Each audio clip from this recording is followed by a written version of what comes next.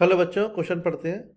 If a vector and b vector represent two adjacent sides of a parallelogram, find unit vectors parallel to the diagonals of the parallelogram. Okay, की concept लिखते हैं इसका।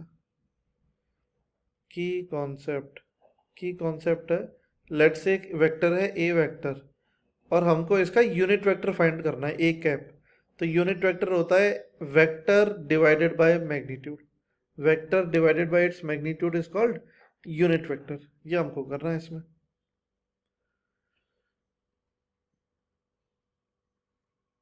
ये लीजिए, parallelogram बना दिया। Parallelogram का ये जो वेक्टर है, this is a vector I cap plus 2 J cap plus 3 K cap, और एक ये दूसरा वेक्टर भी बना दिया। ये है बी वेक्टर। बी वेक्टर क्या है? 2 i cap plus 4 J cap minus 5 के कैप, है ना। तो इसमें जो डायगोनल वेक्टर होंगे, डायगोनल वेक्टर क्या होगा? अगर हम इसी को देखें, ट्राइंगल लॉ लगाएं, तो वो A vector plus B vector आ रहा है। चलो सबसे पहले A vector plus B vector find कर लेते हैं। A vector plus B vector, ये इसको मैं डायगोनल वन वेक्टर लिख रहा हूँ, है ना। जैसे ऐड करेंगे 3 i cap plus 6 J cap minus 2 के कैप, राइट। और इस डायगोनल वेक्टर का जो यूनिट वेक्टर होगा वो क्या होगा? 3 i cap plus 6 J cap minus 2 के cap divided by magnitude. 3 square plus 6 square plus 2 square, right, है ना। कैलकुलेट कर लेते हैं। d1 cap is equal to, है ना, ये आ जाएगा, अलग से मैं ऐड कर लेता हूँ, 36 और 4 40, 40 प्लस 9 49, मतलब 7। तो 1/7 times 3 i cap plus 6 J cap minus 2 के कैप। एक तो ये यूनिट वेक्टर आएगा, करेक्ट। अब हम दूसरे यूनिट वेक्टर की भी बात कर लेते हैं।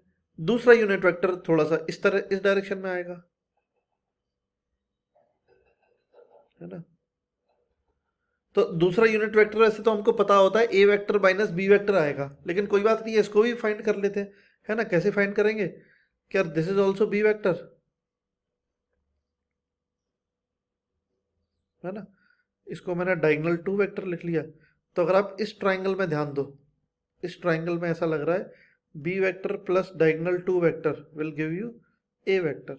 आ गया diagonal 2 vector, A vector minus B vector. ये लो, d2 vector is A minus B करना है, तो i cap plus 2 J cap plus 3 K cap minus 2i plus 4j minus 5k, है ना। d2 वेक्टर आ जाएगा minus i minus 2j plus 8k,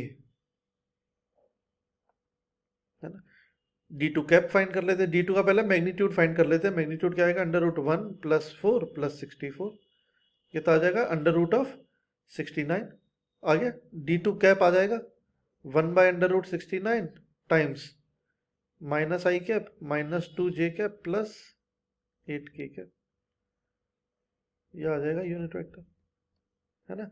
unit vector में एक और खास बात है ना, unit vector parallel to the diagonal आना है ना, डायगोनल के पैरेलल।